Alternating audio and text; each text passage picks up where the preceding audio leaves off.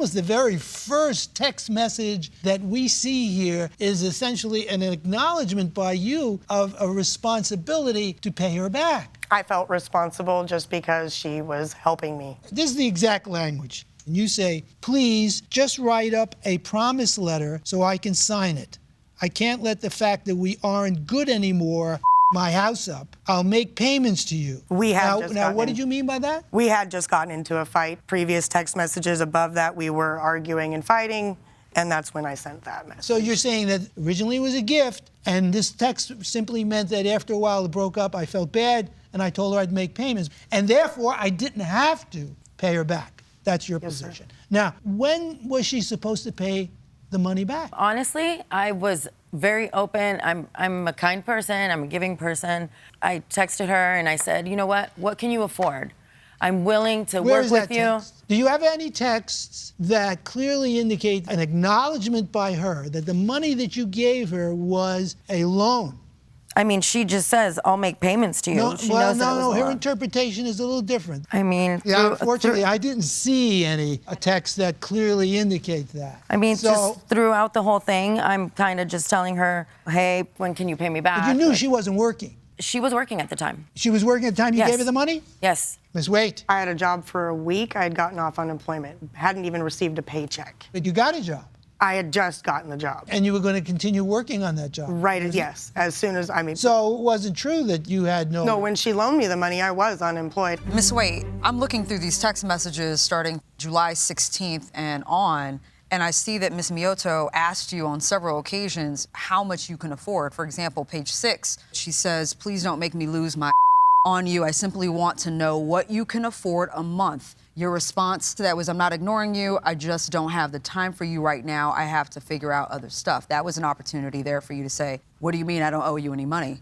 Page 7, Ms. Mioto says, again, you can't even tell me how much you can pay a month. Your response, because I don't know. That was another opportunity for you to say, I don't owe you any money. The month of August is when you finally say, I don't owe you anything. Why did you wait until that point to tell her, I don't owe you anything, this is a gift?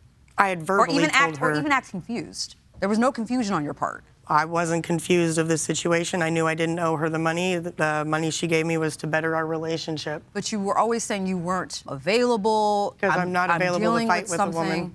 She's asking you something very specific. She's saying, I need you to give me a dollar amount that you could pay back on a monthly basis. I didn't have a dollar amount to give her. I didn't even know what I was making at the new job. So you didn't know what dollar amount to give her, which meant that you knew that you had to give her something towards the loan. Felt obligated. You felt obligated? Yes, and that's yes. Y'all were dating for about how long before this exchange of money? A month and a half. A month and a half, about. Ms. Waite, would you give someone that you've been dating for a month and a half $5,000? Depending on how strongly I felt about the person, maybe. Maybe? Not. So why do you think that Ms. Mioto would have given you $5,000 as a gift, only knowing you a month and a half? She wanted to further our relationship, move me up with her in her home. And you felt comfortable enough taking that money? Yeah, I did.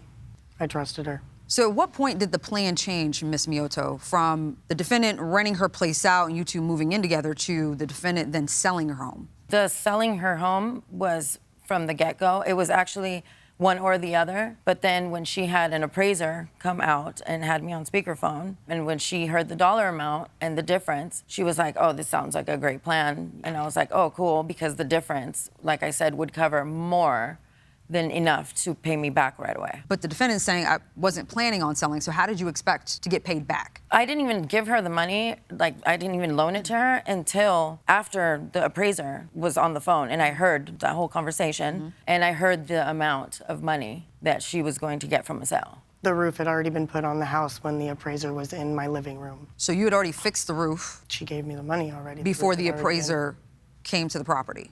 All right, so one of y'all is lying. I have my ideas. I have my thoughts on that. Ms. Mioto, why not just write up the promise letter? You're saying that Ms. Waite had agreed all along that it was a loan, and when she said, please just write up a promise letter and I can sign it, why not give her one? I'm just a procrastinator, to be honest, and everything literally happened so fast, like where I had to go see my daughter in California, and it was just kind of snowballed, and I was dealing with stuff in my home, and just a lot of things. I was in school at the time, doing a lot of schoolwork, and just... That's basically what it is. I hear you, but in all fairness, this case would be a lot easier for us if you just written up a promise letter. I understand. Then you'd be in here, we'd say, promise letter, Ms. Waite, you signed it, case closed. Bye.